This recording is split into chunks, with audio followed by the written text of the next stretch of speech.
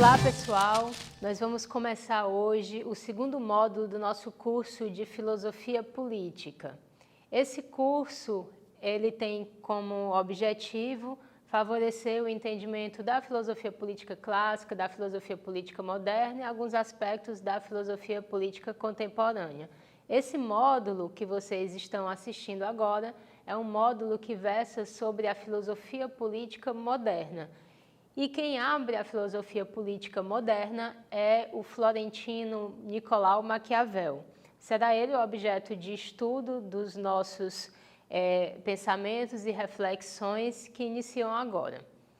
Quem foi Maquiavel? Maquiavel foi um pensador, foi um político, foi um personagem bastante controvertido que nos legou algumas obras interessantes, dentre as quais a obra O Príncipe. O Príncipe é uma espécie de breviário cínico, assim ele foi chamado por alguns intérpretes. O Príncipe foi parar no índex dos livros proibidos, foi uma leitura extremamente polêmica. Então você tem de um lado os críticos ferrenhos de Maquiavel, de outro lado os defensores de Maquiavel. Então, o que é que essa obra diz de tão polêmico? A questão que envolve esse pensamento presente na obra O Príncipe é uma ruptura entre a ética e a política. Nicolau Maquiavel pretende não mais falar sobre como a política deve ser, mas pretende mostrar como a política é. Nesse momento em que ele tenta mostrar como a política é, ele nos mostra um príncipe capaz de ultrapassar os limites da moralidade, um príncipe cruel, um príncipe ardiloso. Ele toma como modelo o César Borgia, que era um governante extremamente cruel, e é óbvio que isso vai se chocar com os valores da época. Maquiavel ele tem bastante consciência daquilo que ele está fazendo, que é uma ruptura em relação à filosofia política antiga. Nós estudamos no módulo passado a filosofia política e nós já falamos um pouco sobre essa distinção entre o pensamento político antigo e o moderno, e nós vimos também que aquilo que há de comum entre os pensadores antigos é a reflexão acerca da virtude, a reflexão acerca do melhor regime e o pensamento da política como uma forma de organizar a sociedade e bem conduzi-la para o melhor regime. Ora, Maquiavel vai entender tudo isso como uma espécie de utopia, como algo bastante distante e irrealizável. Então, há em Maquiavel uma espécie de decaimento, da noção de virtude. Ele não vai mais pensar o aspecto transcendente da justiça, mas ele vai pensar em algo extremamente pragmático, ele vai pensar no objetivo de conquistar o poder e de manter o poder. Lembremos que nós estamos numa época bastante conturbada do ponto de vista político, do ponto de vista histórico. Então, ali no início da modernidade, você tem uma necessidade de unificação territorial, de unificação política, porque os vários reinos fragmentados, eles provocam guerra civil. Então, as várias cidades italianas, elas guerreavam entre si, e o objetivo que Maquiavel almejava era a unificação desses territórios. E ele imaginava que a unificação desses territórios se daria a partir de um rei, de um príncipe forte, Então, existe uma finalidade, existe um contexto histórico que, de certa forma, para alguns intérpretes, justifica o pensamento de Maquiavel, mas como cada intérprete tem a sua posição e a sua opinião, a nossa opinião a respeito dessa obra de Maquiavel não dá muita justificativa para ele. Assim como outros intérpretes, nós achamos essa obra como um breviário da imoralidade, da amoralidade, porque ele pressupõe que o príncipe ele não deve se limitar pela rigidez dos valores morais, ele não deve se submeter à moralidade.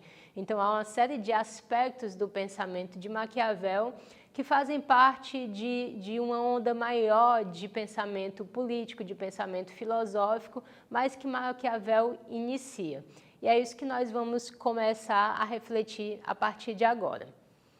Nós já comentamos em alguma aula inicial que essa transição da filosofia política antiga para a filosofia moderna, ela se caracteriza pela perda da noção de virtude.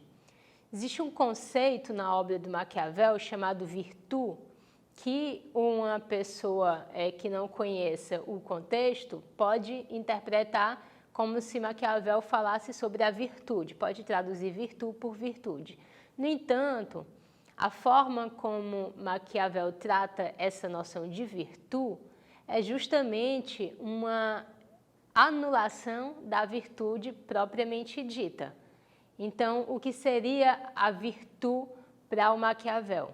Seria aquela capacidade do príncipe de se adaptar às circunstâncias, justamente pelo fato de ele não ter aquela rigidez de caráter, de ele não ter aqueles freios da moralidade. Então, o que Maquiavel diz explicitamente em várias passagens de O Príncipe é que se o príncipe insistisse em agir de uma maneira reta, de uma maneira boa, ou seja, se ele se submete aos princípios da moralidade, ele acaba sendo levado à ruína, né? Então, existe aí, de certa forma, um apreço por aquele tipo de governante forte, que sabe dominar, que sabe manipular, que sabe enganar, que sabe lidar muito bem com a aparência, com a mentira, com a hipocrisia. Então, esse é o príncipe que é desenhado, pintado ali por Maquiavel. Bom, quando nós falamos que há uma perda da noção de virtude, que há um decaimento da noção de valores, então a gente entende que a gente não trata mais, como na filosofia política clássica, de uma dimensão metafísica, de uma dimensão transcendente. Não se trata mais aqui de falar em valores absolutos, como o bem em si, como o bom, como a justiça. Então, existe uma ideia de eficácia. Existe uma ideia de pragmatismo, de realismo político, e isso faz com que Maquiavel seja considerado aquele que abre o caminho para se pensar a razão do Estado. O que é a razão do Estado? É a ideia de que o Estado, aquela estrutura forte que vai garantir a manutenção da paz, é a finalidade que deve ser perseguida. Esse é o fim. Para eu atingir esse fim, não importaria quais seriam os meios utilizados para isso. Daí aquela frase que é comumente atribuída ao Maquiavel: os fins justificam os meios. Então, vamos pensar nessa questão aí da finalidade, né? Existe uma palavrinha em grego chamada telos. Telos quer dizer fim. Na Grécia Antiga, no pensamento clássico, que nós trabalhamos um pouco no nosso primeiro módulo, você entende que há uma compreensão do ser humano, há uma compreensão do homem, há uma compreensão antropológica de que o homem, ele sendo um ser racional, sendo um ser espiritual, ele tende à justiça, ele tende ao bem, ele tende ao belo. Ou seja, ele é perpassado por um telos, por uma finalidade que faz parte da sua própria essência. Então, esse é o pensamento da filosofia política antiga. Ora, se na filosofia política moderna eu já não compreendo o ser humano dessa maneira, eu já não entendo o homem como sendo dotado de um telos, porque eu já não o compreendo nessa dimensão alta, nobre, que o pauta pela sua espiritualidade, então a finalidade do homem ela vai estar muito mais ligada à finalidade do social, à finalidade do principado, ou à finalidade da república, ou à finalidade do Estado, né? Então, é uma característica da modernidade, não apenas de Maquiavel, um distanciamento dessa compreensão do homem enquanto um ser dotado de uma intrínseca finalidade que o leva à perfeição. Mas é também característico da modernidade que esse telos, essa finalidade, ela seja pensada agora como algo que se insere na história. Então você tem na modernidade também, e porque já vinha da medievalidade, uma ideia de história linear, uma ideia de história que atingiria uma certa finalidade. O que é que eu estou querendo dizer com isso? A gente sai de um telos humano, de uma finalidade intrínseca ao ser humano, de uma perfectibilidade intrínseca ao ser humano, e você acaba jogando essa ideia de finalidade para a própria história. A modernidade, sendo caracterizada por uma secularização do pensamento e por uma descoberta da história, ela vai acabar assumindo a ideia de um telos histórico, de uma finalidade histórica, ou seja, você tira a finalidade do indivíduo, do ser humano, mas você pensa essa finalidade dentro do corpo social, né? O que é, de certa forma, algo meio problemático, mas que acaba encontrando a sua aplicação em algumas teorias, por exemplo, a teoria marxista da história, uma teoria determinista, né, baseada no materialismo dialético, que vai mostrar a história como tendo uma determinação. Bom, a questão aí é que nessa linha de desenvolvimento do pensamento político da modernidade, a gente tem então esses autores que vão pensar o Estado como aquela instância necessária para fazer frente a um homem pensado como um homem bestial, como um homem interpretado no seu aspecto mais animalizado. Isso é importante, essa forma de compreender a natureza humana. Na filosofia antiga, os gregos compreendiam a natureza humana de uma maneira um tanto mais completa. Por quê? Porque ali se pressupunha as paixões, a racionalidade, sabia-se que o homem era um ser dotado de corpo e de alma, mas tentava-se conduzir a pedagogia, a paideia, né, a formação do ser humano com a valoração daquilo que lhe é mais caro, que lhe é mais peculiar, que lhe é eterno, que é justamente a alma imortal. Isso eu falo de uma linha da filosofia que é a linha socrática, platônica, aristotélica, que é a linha idealista do pensamento clássico, né? Na modernidade, então, você tem, ao mesmo tempo, um decaimento do sentimento religioso, do sentimento transcendente, que a gente chama de secularização, e isso equivale também a uma redução da forma de compreensão da natureza humana. Então, o ser humano ele é compreendido por Maquiavel ou por Hobbes, né, como um ser meramente egoísta, voltado para o poder, voltado para o domínio, ou seja, se trata aí de uma antropologia pessimista.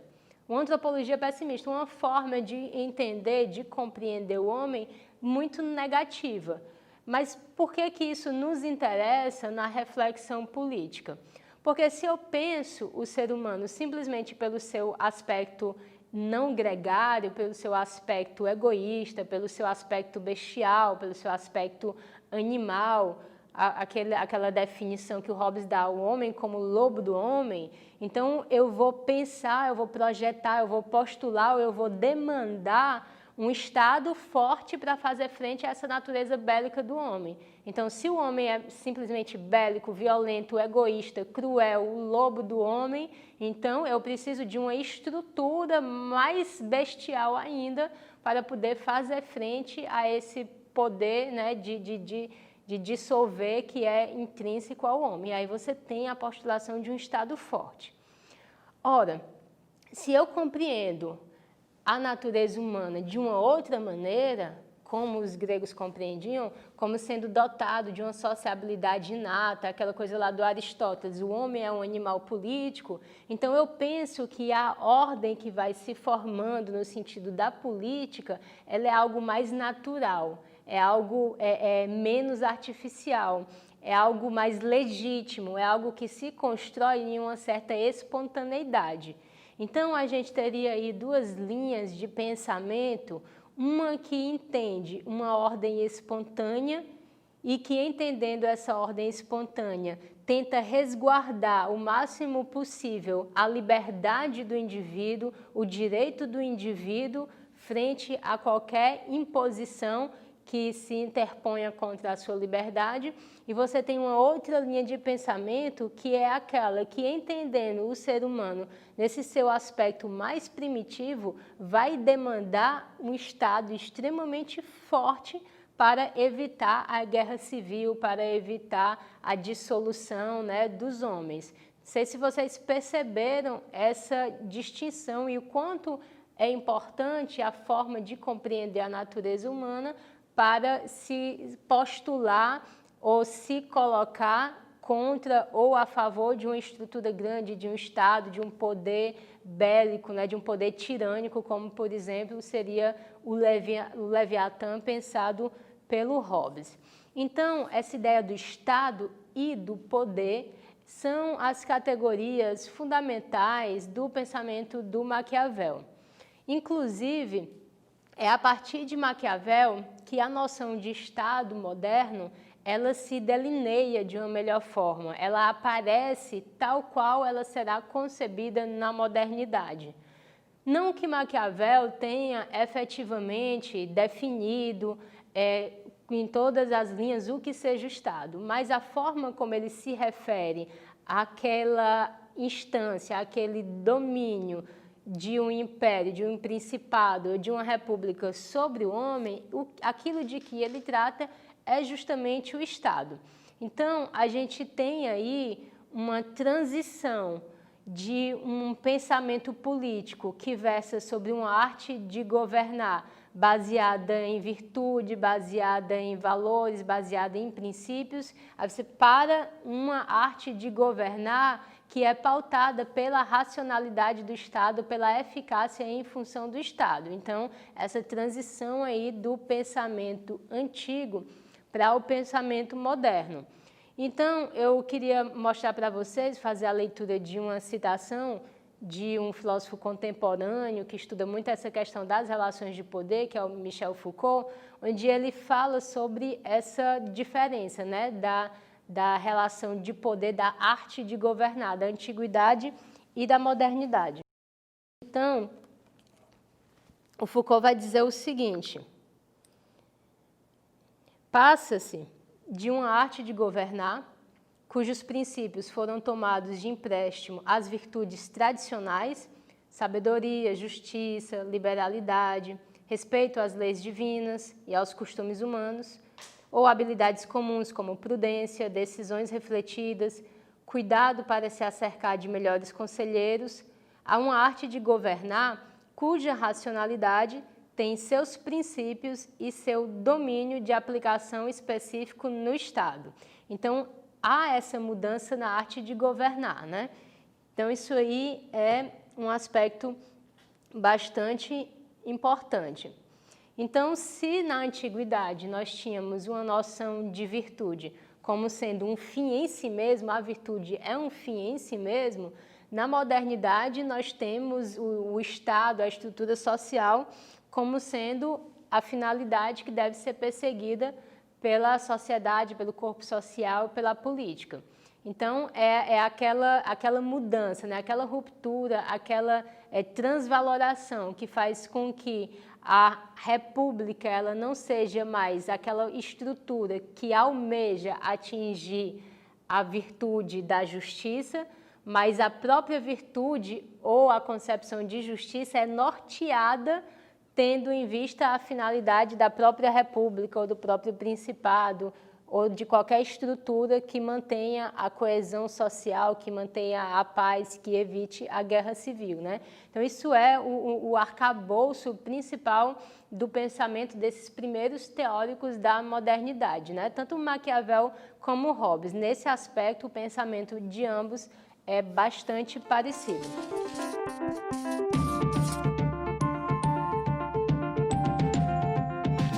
Então, outro aspecto que eu gostaria de apresentar para vocês, que diz respeito ao fato de o poder aparecer como uma noção fundamental, né, no pensamento moderno, é a própria relação do homem com a natureza. Eu gostaria agora, nesse momento, de contextualizar o pensamento do Maquiavel, não apenas a partir da política, mas inserindo-o dentro da questão da modernidade propriamente dita. O que é a modernidade, né? Como caracterizar a modernidade? Se a gente pensa na relação do homem com a natureza, na modernidade essa relação ela se modifica no sentido de deixar de ser uma relação passiva.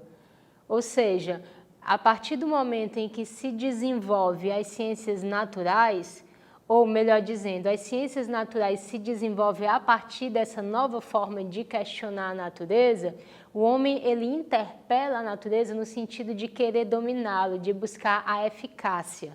Então, a gente tem também na noção de eficácia, que está relacionada à noção de poder, algo fundamental no pensamento moderno. A gente sabe que na antiguidade, quando a gente falava sobre saber, sobre conhecimento, se tratava de algo no sentido de uma finalidade em si mesmo. Da mesma forma que falávamos na virtude como uma finalidade em si mesma, o saber nobre, né, a ciência, a episteme, né, dos filósofos, era um saber em si mesmo. A busca elevada do conhecimento era o saber pelo saber, a pura contemplação. Ora, isso vai se modificar na modernidade. Na modernidade você tem o saber para poder, o saber pelo poder. Eu interpelo a natureza para eu dominar a natureza. Eu tiro a técnica do meu conhecimento acerca da natureza. Então você tem o momento da técnica, o momento da ciência, o momento em que o ser humano se assenhora da natureza. Então a modernidade ela é caracterizada por um pensamento antropológico, por um pensamento em que o homem ele está se sentindo o senhor das galáxias, né? O senhor do mundo, porque ele conseguiu dominar, ele conseguiu conhecer. É como se ele se sentisse um dominador porque ele conseguiu ler as entranhas da natureza, né? Então, a natureza fala matemática, isso é a física, você consegue ler a natureza a partir de cálculos. Então, isso é o que acontece na modernidade, né? Claro que isso vai se modificar depois, mas nesse momento, o que eu quero dizer é que há um apelo muito grande à potência do homem, né? Então, isso aí importa bastante para a nossa reflexão. Se trata de um momento em que o ser humano ele é colocado para questionar a sua própria capacidade de conhecimento também. Então, se na filosofia antiga eu já me colocava diretamente num questionamento acerca da realidade das coisas, na modernidade eu vou me perguntar por isso, por esse instrumento que me possibilita conhecer as coisas. Então é uma reflexão muito antropológica, então é o momento do sujeito, é o momento do conhecimento, é o momento do eu. Então você sai de uma perspectiva cosmológica para uma perspectiva antropológica. O que é que isso nos diz, o que é que isso nos fala a propósito do nosso assunto? Ora, essa ideia de ordem, ela é uma ideia essencial no pensamento político. Acontece que, para os gregos, você tinha essa ideia de ordem como algo ao qual o homem estava sujeitado, ou o homem fazia parte dessa ordem maior que o envolvia. Cosmos é a palavra grega que quer dizer ordem. Quando você fala cosmos, você já pressupõe que há uma ordem, que essa ordem é perpassada por um logos, por uma racionalidade. Então, para eu pensar aquela categoria de telos que eu falava, de finalidade do ser humano, eu pressuponho que esse ser humano ele tem um lugar dentro do universo. Nesse sentido, a filosofia política antiga, ou o pensamento antigo e o pensamento medieval, o pensamento cristão, eles têm esse aspecto em comum. Que aspecto em comum é esse? A ideia de que o homem ele está pertencendo a uma ordem que o ultrapassa.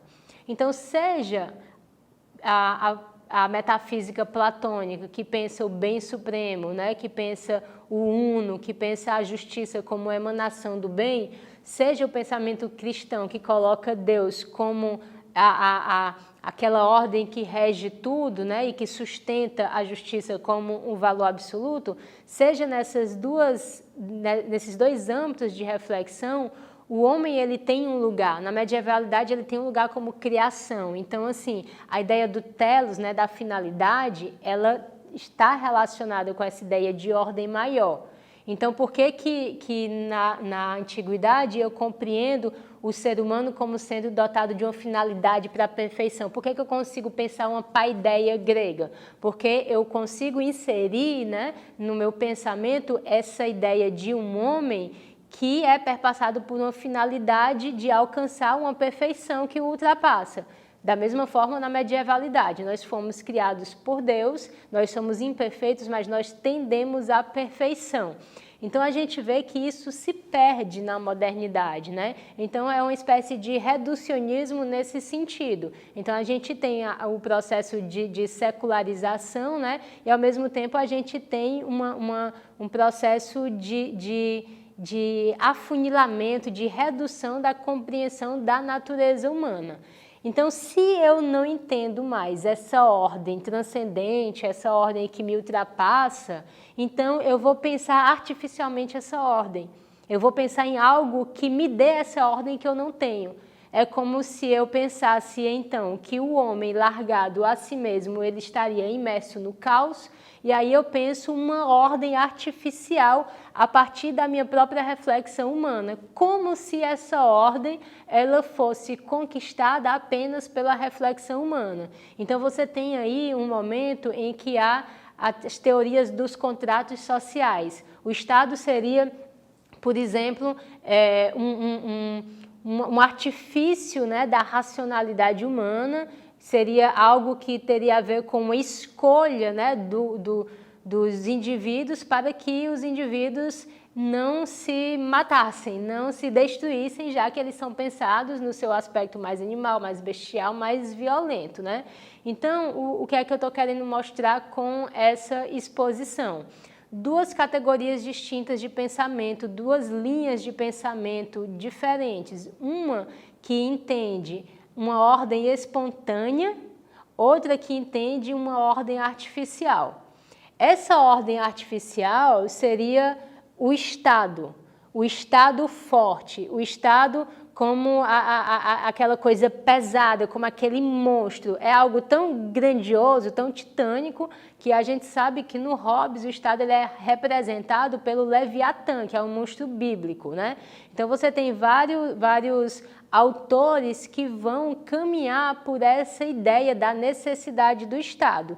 E você tem outros autores que vão se filiar mais a essa tradição clássica de entender que o homem é naturalmente sociável, que a ordem vai se construindo de uma maneira espontânea e que cabe à política, na verdade, resguardar os direitos do indivíduo frente a esse Estado que às vezes se agiganta demais. Então você tem os teóricos absolutistas de um lado, os teóricos liberais do outro. Então vamos lá, Maquiavel abre, né, essa reflexão acerca do poder e do Estado. Depois você tem Thomas Hobbes, que vai pensar essa ideia do Leviatã, desse monstro que seria necessário para evitar a guerra civil. Você tem depois o Jean-Jacques Rousseau, que vai ter um apelo democrático, mas que, na verdade, essa democracia ela é uma espécie de fachada, né? Porque uma concepção fundamental do Rousseau é a noção de vontade geral, e essa vontade geral também aponta para algo tirânico. E aí você tem também reflexões depois que vão racionalizar a questão do Estado, que que vai encontrar a sua culminância no pensamento do Hegel, né? No pensamento absoluto do Hegel. Então, essa linha de pensamento é a linha de pensamento que eu chamo dos adoradores do Estado. E a outra linha do pensamento, que é aquela que deixa a gente respirar um pouco, é a linha dos pensadores liberais, que vão tentar resguardar os direitos individuais frente a esse Estado tirânico superpotente, né? E aí seria, no caso, o mais emblemático deles, o primeiro, né, seria o John Locke, que a gente vai ver em aulas posteriores. Uma outra concepção importante que aparece nessa obra O Príncipe, que eu gostaria de começar a conversar aqui com vocês, é a noção de fortuna. Essa fortuna, ela não significa dinheiro, não significa fortuna nesse sentido mais tradicional. Na verdade, diz respeito ao acaso, diz respeito à contingência, diz respeito a uma fatalidade, ou seja, aquilo que foge ao controle do ser humano.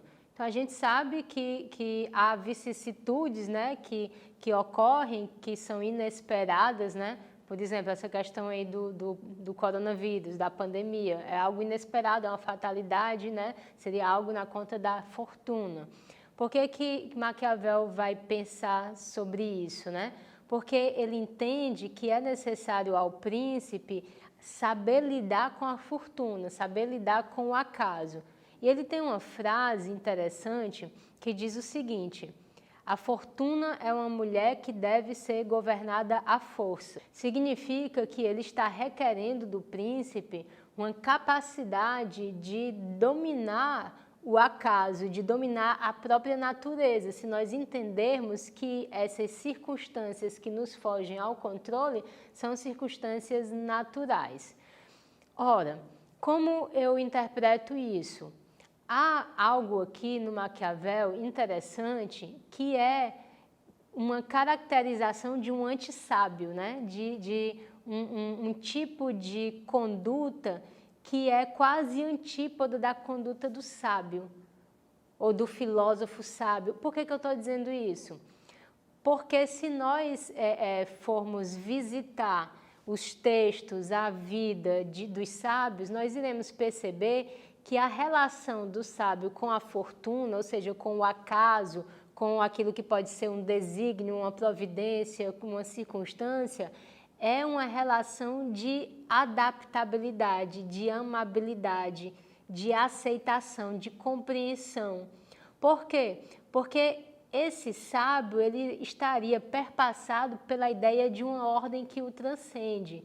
E isso lhe dota de uma fé, de uma entrega, né? Então, seja ele religioso ou seja ele alguém que entende esse aspecto da natureza, ele se deixa levar na sua retidão de conduta, né? Agindo bem, agindo conforme a justiça, sabendo que se ele age reto, se ele age bem, as coisas vão se adaptar.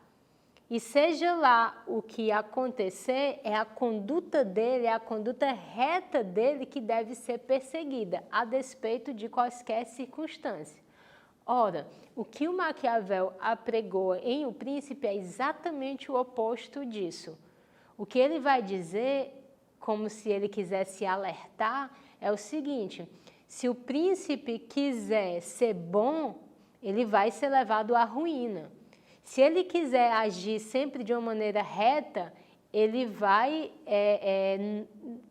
ter um infortúnio. Então, é isso que ele está postulando. Ele está postulando que o príncipe haja com ardil, com hipocrisia. Então, a forma com que ele lida com a fortuna, na verdade, é uma forma bem astuciosa. Então, ele vai dizer, tipo assim, é uma moral de conveniência. Então, esse seria o termo. Qual é a moral que o Maquiavel defende? É a moral de conveniência. Você se adapta. Enquanto o homem bom, o homem justo, ele, independente das circunstâncias, se é algo que diz respeito aos princípios dele, ele não tergiversa, o que o Maquiavel vai dizer do príncipe é que ele tem que tergiversar e que ele não deve ligar para princípios. Ele deve se adaptar às situações. Reflitam comigo se não é exatamente isso que acontece na política atual. É exatamente isso que acontece na política. Então, você pode olhar para mim e dizer, tá vendo? Então, o Maquiavel acertou, porque o que ele queria fazer era um realismo político. Só que eu vou dizer para você o seguinte, a gente está pagando o preço disso. A gente está pagando o preço disso porque, na verdade, a política é a forma de você organizar a vida social com a finalidade de atingir o bem comum. Nós não somos seres meramente individuais, nós não somos seres meramente egoístas, nós vivemos em comunidade, nós nos relacionamos com o outro e é preciso que determinadas pessoas que estão em situações favoráveis no âmbito da política pensem em como organizar essa estrutura de modo a favorecer o bem comum. Então, a política ela é inevitável, a política diz respeito ao aspecto social do homem. Se eu abro mão do aspecto ético na política, que é aquilo que é apregoado por Maquiavel, eu aceito com passividade, né, a dissolução da possibilidade de bem encaminhar a sociedade ou de fazer o bem efetivamente. Então, por que a leitura de Maquiavel é importante? A leitura de Maquiavel é importante para você exorcizar o Maquiavel. É um tipo de autor que você lê para você poder depois fazer um exorcismo. E entender que é necessário que a gente comece a resgatar determinados valores, determinadas concepções mais nobres que ficaram perdidas aí na nossa tradição. Então, eu queria mostrar para vocês aqui, né, essa interpretação de duas possibilidades de pensar a política. E eu coloco, assim, de uma maneira muito clara, muito explícita para vocês, essa transição da filosofia política clássica para a filosofia política moderna como uma escolha entre o amor à justiça e o amor ao poder. Então, assim, sem olhar para o Maquiavel como alguém a ser venerado ou insensado, como um pensador extremamente realista, não. Eu olho com realismo para o Maquiavel para dizer que nós precisamos ir além de Maquiavel, porque nós já deixamos nos maquiavelizar demais. A política, ela é maquiavélica. Ela é maquiavélica e ela precisa sair disso em algum momento, né? Então, é necessário retomar reflexões clássicas, é necessário retomar princípios, é necessário fazer valer todo o nosso arcabouço constitucional de direito que é o nosso legado e pensar isso para além desse pragmatismo, desse realismo, dessa razão de Estado. Por quê? Porque essa ideia de razão de Estado, de que os fins justificam os meios, né, ela culminou em pensamentos extremamente problemáticos que trouxeram muito mal à humanidade. Então, se você pensa em muitos regimes totalitários, né, seja lá de que viés for, fascismo, nazismo, comunismo, esses regimes totalitários e fechados, eles trabalham com a razão do Estado. O Estado é a finalidade. Então, eu abro mão da virtude, eu abro mão da consciência moral e, assim, abrindo mão um pouquinho da consciência moral, você acaba abrindo muito mão da consciência moral, né? Então, isso é algo que é necessário que nós reflitamos. Então, seria isso, essa primeira reflexão acerca do pensamento do Maquiavel, o príncipe. Nas próximas aulas, nós trabalharemos o pensamento do Hobbes, do Rousseau, depois do Locke, e depois nós abriremos para estudar de uma maneira mais completa o liberalismo, né? Focando de uma maneira mais específica. Então, era isso, agradeço e espero que você continue conosco nas próximas aulas.